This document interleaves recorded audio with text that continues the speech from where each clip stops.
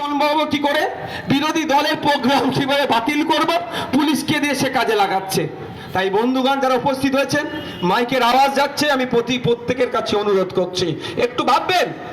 আজকে 15 বছর ধরে দাদা জিন্দাবাদ দিদি জিন্দাবাদ করে পার্লামেন্টে পাঠালেন, আপনারা তো জিন্দাবাদ লাগালেন, কল্যাণ বাবুর নামে জয়ধ্বনি তো দিলেন। কল্যাণ বাবু আপনার হয়ে কটা কথা বলেছে। এখানে বাজারের মানুষ উপস্থিত আছেন, আমাদের শ্রোতা বন্ধুরা আছেন, রাস্তার ওপারে যারা আছেন, সবার উদ্দেশ্যে বলছি আজকে বাড়ি ফিরে যান। তার আগে বলবো এখানে যারা আছেন কতজনের ছেলে মেয়ে বেসরকারি স্কুলে পড়ে একটু হাত তুলবেন।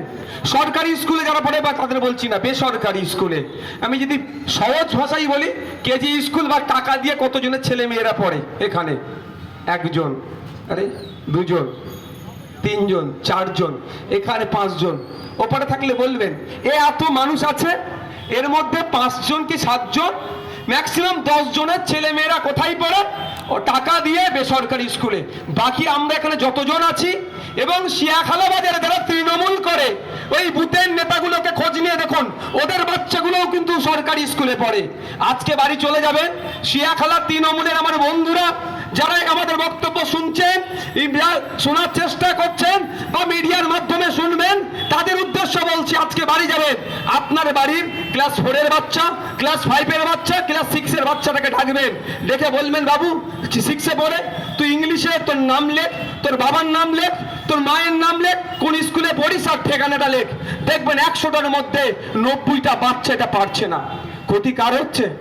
কল্যাণ বাবুর নামে তো জিন্দাবাদ লাগিয়ে দিচ্ছেন, আর ওইদিকে নামটা কি এখানকার এমএলএ সেনাশিস বাবুর নামে তো জিন্দাবাদ লাগাচ্ছেন, ওইদিকে আপনার কি আছে গো বাচ্চা বাবুর নামে জিন্দাবাদ লাগাচ্ছেন।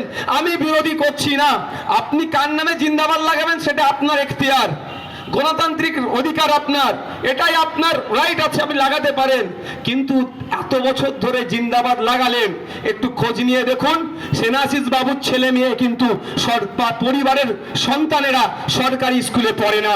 কল্যাণ বাবু যাকে 3 বারের এমপি করে পার্লামেন্টে পাঠালেন, তার পরিবারের ছেলে মেয়েরা সরকারি স্কুলে পড়ে না। এখানে বাচ্চা বাবুর পরিবারের যারা আছেন তাদের ছেলে মেয়েরা সরকারি স্কুলে পড়ে না। সরকারি স্কুলে কারা পড়ছে? এই যারা দাদা জিন্দাবাদ দিদি জিন্দাবাদ করছেন। আর আপনাদের ছেলেগুলোকে আজকে বাড়ি যাবেন, চেক করে দেখে নেবেন, যদি আমি ভুল হই এখান থেকে 5 কিলোমিটার দূর আমার বাড়ি, কালকে এই রাস্তা সেই চৌমাথা থেকে কালকে সকাল 8টার দিকে যাব, আমি ভুল বললে সকালে দাঁড়াবেন, আমাকে বলে দেবেন, আমি বক্তব্য এটা বন্ধ করে দেবার করবো না। বাড়ি যাবেন, ওই ক্লাস 5-6 এর বাচ্চাকে অঙ্কের বইটা খুলে দেবেন, গণিতের বইটা খুলে দিয়ে বলবেন বাবু একটু অঙ্কটা করত। আপনারা দেখবেন, মিলিয়ে নেবেন এই কল্যাণ ব্যানার্জিরা যারা উন্নয়নের ছোঁয়াতে আজকে দেবত্ব সম্পত্তিগুলো বিক্রি হয়ে যাচ্ছে, যাদের উন্নয়নের ছোঁয়াতে হস্তান্তর যোগ্য নয় যেই সম্পত্তি সেটাও বিক্রি করে দিচ্ছে। এদের উন্নয়নের ছোঁয়া বিএলআর অফিসে চলে যাচ্ছে, নেতাদের বাড়ি চলে যাচ্ছে, কিন্তু ভোটারদের বাড়িতে উন্নয়নের ছোঁয়া পৌঁছাচ্ছে না।